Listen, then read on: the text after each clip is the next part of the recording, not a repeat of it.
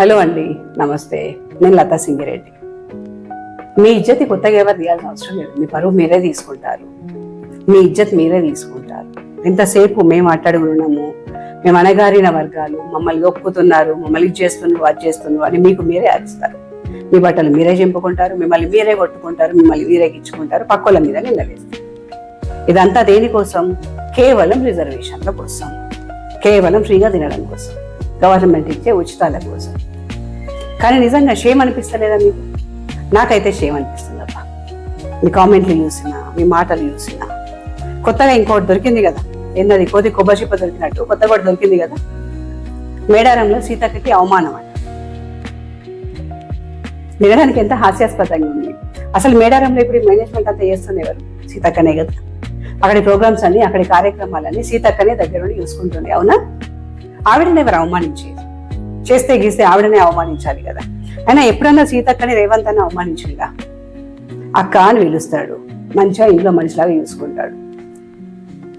ఇదిగోండి సీతక్క మాటల్లోనే వినండి. నేను చెప్తే మళ్ళీ ఓరేటక్క కదా అబద్ధం చెప్తుంది అంటారు. మీ అక్కే చెప్తుంది. ఎంత నీచం అంటే నేను అనేది అదే, నువ్వు వాస్తవాలు మాట్లాడు. మేము వాస్తవాలు మాట్లాడడం మూలంగా నీ పత్రిక కానీ నీ మీడియాకి కానీ గౌరవం పెరుగుతుంది. తప్పుడు ప్రచారం, ఇక్కడ నేనే అధిపతిని, నేనే అందరికి ఆతిథ్యం ఇచ్చిన, నేనే అందరి కూర్చోబెట్టి చీరలు బట్టలు పెట్టిన. తర్వాత సురేఖక్క అక్క నువ్వు కూడా రానన్నది. పాపం నేను ఆమె ముంగడపోయి కూర్చుంటే ఆమెకు అడ్డమైతా అని నేను కొద్దిగా ముందుకు కూర్చున్నా. నాకై నేను తక్కువ, మీరు ఆ వీడియోలు చూస్తే అందరికి బట్టలు పెట్టి అటు పక్కన నిలబడుతుంటే లేదు నువ్వు కూడా ఇక్కడికి రా అని సురేఖక్క పిలిచింది. రాగానే వాళ్ళ ముంగడ కూర్చుంటే కరెక్ట్ వాళ్ళు నాకు వెనుక వాళ్ళ ఫేస్ కనపడదని సురేఖక్క ముందట నేను కూర్చున్నా. అది కింద కాదు, అది నేను పైన కూర్చోవాలంటే పైన కూర్చోగలుగుతా. అందులో ఎక్కడ కూడా అవమానం. వాళ్ళ ఇంట్లో సభ్యురాలుగా ఉంటా నేను. అక్క అంటారు. సో ఆమె కూడా పాపము అక్క అంటది నన్ను. గీతమ్మ కూడా, పిల్లలు నైమిష కూడా మంచిగా అందరూ రిసీవ్ చేసుకుంటారు వాళ్ళ ఫ్యామిలీ మెంబర్ లాగా. వాళ్ళు నేనే వాళ్ళని ఆహ్వానించి వాళ్ళని గౌరవించుకుంటే నాకు అవమానం అనడం ఇది ఏమన్నా కరెక్ట్ ఉందా? అందుకని ఇట్లా తప్పుడు. ఇప్పుడు ఆడ నేనే అన్ని ఏర్పాట్లు చేసిన. మనము అతిథులను గౌరవించడం మన బాధ్యత. వాళ్ళు మా అతిథులు. ఆయన అధిపతిని నేనే, అక్కడ నిర్వాహకురాలని నేనే. నాకెక్కడ అవమానం అవుతుంది? అది నేను పోయి కూర్చున్నా ముందట. సురేఖ అక్క ఎన్నుకున్నది ఆ ఫోటో, ఆమె పిలిచింది, అక్క ఫోటో దిగుదాం అందరం అంటేనే పోయినాము. పోయినప్పుడు ఆమె తలకు నేను అడ్డం అవుతా అని ఆమె ఫేస్కు నేను కొద్దిగా ముందుకు వచ్చి కూర్చున్నా. అందరికి దండం పెట్టుకుని అదొక చరిత్రలో ఆ ఫోటో ఉంటుంది అని దేవుడికి దండం పెట్టుగా కూర్చున్నాం. ఇక ఇట్లా అంత ఘోరంగా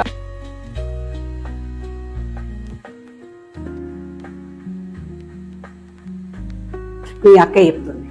విన్నారు కదా ఏం చెప్తుంది? నన్ను ఎవరు అవమానించలేదు అని ఇప్పుడు నేను చెప్పిన ఇవే మాటలు సీతక్క చెప్తుంది. అవునా? ఇంకా కూడా మీకు బుద్ధి రావట్లేదా? పొద్దున్న నుండి సాయంత్రం వరకు ఎక్కడ చూసినా కూడా ఇదే వీడియో, ఇదే ఫోటో.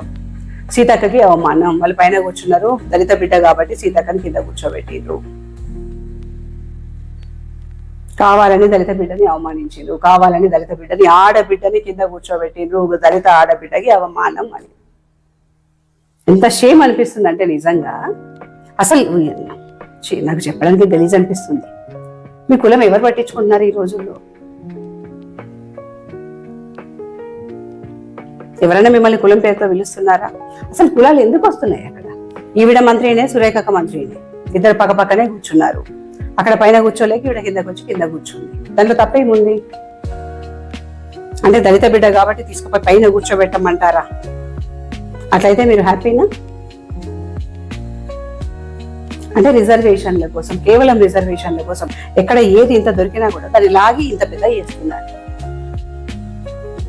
ఆ తొంపుతో మళ్ళీ రిజర్వేషన్లు, మళ్ళీ స్టార్ట్. మేము అట్టడుగులు ఉన్నాము, మేము అణగారిన వర్గాలు, మేము అణచివేతకి గురవుతున్నాము.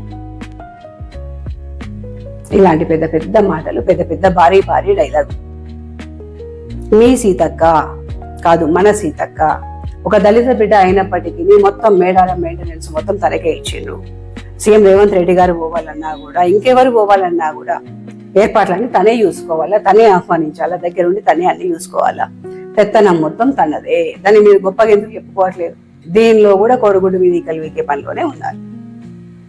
మారండి, ఇప్పటికైనా మారండి. ఎవరెవరిని అవమానించట్లేదు. మిమ్మల్ని మీరే అవమానించుకుంటున్నారు కేవలం రిజర్వేషన్ల కోసం. గట్టిగా ఏదైనా పని చేసుకుంటే పెద్ద మ్యాటరే కాదు గవర్నమెంట్ ఇచ్చి. చిన్న చిన్న వాటి కోసం అని చెప్పి మీ పరువును మీరే తీసుకుంటారు. ఉన్నది ఒకటే లైఫ్, సింహాల్లాగా బతకండి. ఎందుకు ఇట్లా అడుక్కునే వాళ్ళలాగా బతకడం? సింహాల్లాగా బతకండి అంటే లేదు లేదు లేదు, మేము గ్రామ సింహాల్లాగానే బతుకుతాం, మాకు గవర్నమెంట్ అయ్యాలా, పుక్కిట్లా వేస్తే మేము తిండి పడుకుంటాము అంటున్నారు. మారారా మీరుగా? నిజంగా అవమానం జరిగితే రండి రోడ్డు మీదకి, అవమానం జరిగింది అని మీతో పాటు మేము ఉంటాం.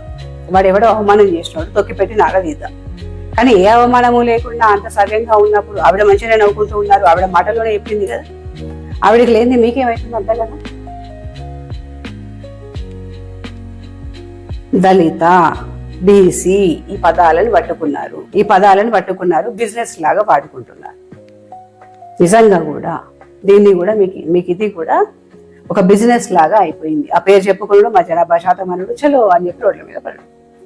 నిజంగా అంబేద్కర్ గారు ఉంటే ఇలాంటి వాళ్ళని చూసి, మీరు చేస్తున్నటువంటి ఇలాంటి చిల్లరేషాలను చూసి, ఇలాంటి అసత్య ప్రచారాలను చూసి గుండె పగిలి చచ్చిపోయేటోడు. నిజంగా చేసేసి వీళ్ళ కోసం అన్ని రిజర్వేషన్లు ఇచ్చింది అని ఈ రోజు ఒకటి వస్తుంది అనుకుంటే ఆ రోజు ఆయన రాజ్యాంగమే రాసేటోడు కాదేమి. మీరు ఎకిలి చేష్టలు చూస్తుంటే. మళ్ళీ చెప్తున్నా, సీతక్కని ఎవరు అవమానించలేదు, తనకు తానే కింద కూర్చుంది. పక్కనే సీఎం గారి వైఫ్ కూడా కూర్చుంది. ఆమె సీఎం గారి ఇంట్లో, ఒక రెడ్డి ఇంట్లో, ఆవిడ ఇంట్లో ఆడబిడ్డలాగా ఉంటది. ఒకవేళ నిజంగా అవమానం జరిగితే సీతక్క బయటకు వచ్చి చెప్పుకుంటది. ఆవిడ ఒక మంత్రి, ఆవిడ చెప్పుకునే అంత స్వతంత్రం ఉంది, అంత ధైర్యం ఉంది. మీ సపోర్ట్ ఏం అవసరం లేదు ఆవిడకి. ఇప్పటికైనా పిచ్చి పిచ్చి అసత్య ప్రచారాలు చేసి ఒక ఆడబిడ్డ పరువును రోడ్డు మీదకి ఇచ్చకండి ప్లీజ్. సీఎం గారు అవమానించడం వల్లనో, కొండ సురేఖ అవమానించడం వల్లనో, సీఎం గారి ఫ్యామిలీ అవమానించడం వల్లనో నిజంగా తను ఇబ్బంది పడ్డదో లేదో కానీ, మీరు పెడుతున్నటువంటి పోస్టులు, మీ సోషల్ మీడియాలో వేస్తున్నటువంటి ప్రచారం వల్లనే, మీరు చేస్తున్న అసత్య ప్రచారం వల్లనే ఆవిడ అవమానానికి, శోభకు గురవుతున్నారట. ఇలా ఆవిడనే చెప్తుంది. మీ ఆడబిడ్డని మీరే రోడ్డు మీదకి ఇచ్చుకుంటున్నారు కేవలం మీ రిజర్వేషన్ల కోసము, జనాల సానుభూతి కోసం అని చెప్పి మీ ఆడబిడ్డ పరువుని మీరే రోడ్డు మీదకి ఇచ్చుకుంటున్నారు. దయచేసి ఇప్పటికైనా ఇలాంటి అసత్య ప్రచారాలు మానండి, పద్ధతిగా బతకడానికి ప్రయత్నించండి. అంబేద్కర్ గారు చదువుతో పాటు సంస్కారం కూడా నేర్చుకోమని చెప్పి మీకు ఉచితాలు ఇచ్చారు.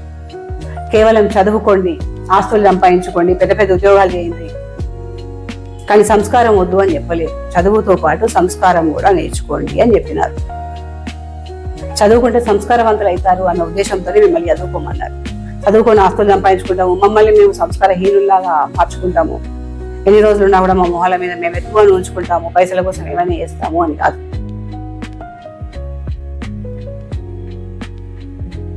మళ్ళీ చెప్తున్నా, మీ పరువు మీరే తీసుకోకండి. సీతకు అక్కడ ఫుల్ హ్యాపీగా ఉన్నారు సీఎం ఫ్యామిలీతో. తను మంచిగా తన కార్యక్రమాలు తను చేసుకున్నారు.